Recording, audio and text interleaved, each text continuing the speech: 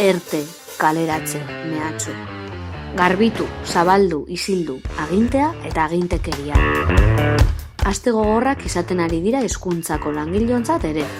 Ardura handiz jokatzen ari gara, kapitala eta bizitzaren artean bizitza aukeratuz. Gure osasuna eta osasun publikoa zainduz. Arduragatik ikastetxeak itxiz, eta ahal izan dugun kasuetan etxetik lan eginez.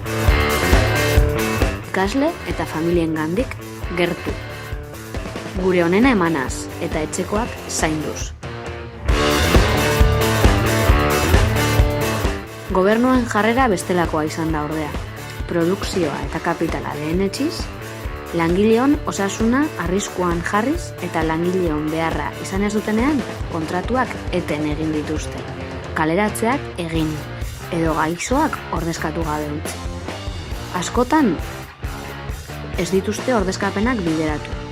Oposaketekin espekulatu dute, komunikaziorik gabe. Langileak eta administrazioa edo patronala, bi mundu, bi errealitate, bi jarrera.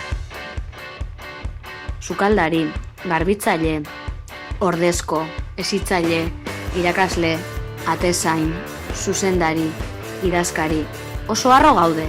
Hezkuntzako langileok berriz erakutsi dugulako gure herriak behar duen hezkuntza sistema publiko komunitarioaren berme garela. Gure onena, gure herriaren alde eskainiz. Orain, deskantzatu, zaindu eta ondo pasa oporrak. Merezi duzue, eskerrik asko guztiagatik.